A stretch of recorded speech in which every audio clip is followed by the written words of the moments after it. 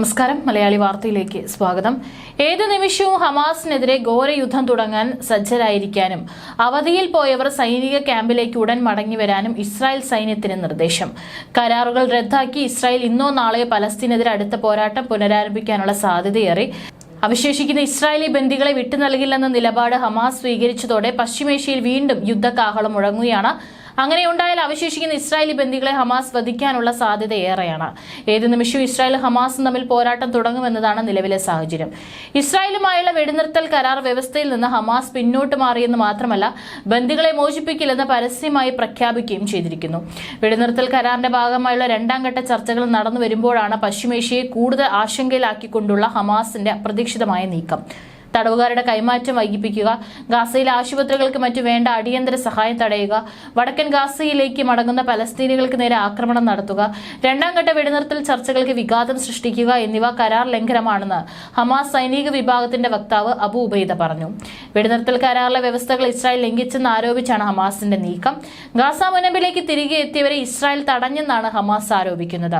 മാത്രവുമല്ല, ഭക്ഷണവും മരുന്നുമായി എത്തുന്ന രാജ്യാന്തര ഏജൻസികളെ ഇസ്രായേൽ തടയുന്നുവെന്നും ഹമാസ് ആരോപിക്കുന്നു. വെടിനിർത്തൽ കരാറിന്റെ ഭാഗമായി ഗാസയിലെ പ്രധാന മേഖലകളിൽ ഒന്നായ നെറ്റ്സാറിം ഇടനാഴിയിൽ നിന്ന് സൈന്യത്തെ പിൻവലിച്ചു തുടങ്ങിയതായി ഇസ്രായേൽ ഞായറാഴ്ച അറിയിച്ചിരുന്നു. വെടിനിർത്തൽ കരാറിനെ തുടർന്ന് നെറ്റ്സാറിം കോറിഡോർ വഴി കടന്നുപോകാൻ ഇസ്രായേൽ സൈന്യം പലസ്തീനികളെ അനുവദിച്ചിരുന്നു. ഇടനാഴി തുറന്നതോടെ യുദ്ധബാധിത മേഖലയായ വടക്കൻ ഗാസയിലേക്ക് ആയിരക്കണക്കിന് അഭയാർത്ഥികളാണ് കാൽനടയാത്രയായും വാഹനങ്ങളിലും കടന്നുപോയത്.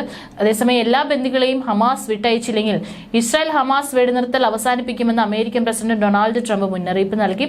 വടക്കൻ ഗാസയിലേക്ക് പലസ്തീനികൾ മടങ്ങിയെത്തുന്നത് തടയാൻ ഇസ്രായേൽ ശ്രമിക്കുകയാണ്. പലസ്തീനികളെ തടയാനായി തുടരെ ഷെൽ വർഷവും വെടിവയ്പും നടക്കുന്നുണ്ട്. കരാർ പ്രകാരം ശനിയാഴ്ച നടക്കേണ്ട 3 ബന്ദികളുടെ മോചനം നീട്ടിവെച്ചതായും അബു ഉബൈദ അറിയിച്ചു. അതേസമയം ഹമാസിന്റെ നീക്കം വെടിനിർത്തൽ കരാറിന്റെ കടുത്ത ലംഘനമാണെന്ന് ഇസ്രായേലി പ്രതിരോധ മന്ത്രി ഇസ്രായേൽ കാറ്റ്സ് ആരോപിച്ചു. ഈ സാഹചര്യത്തിൽ ഏത് നിമിഷവും യുദ്ധം ആരംഭിക്കാൻ സൈന്യത്തോട് സജ്ജരായിരിക്കാൻ അദ്ദേഹം നിർദ്ദേശം നൽകി.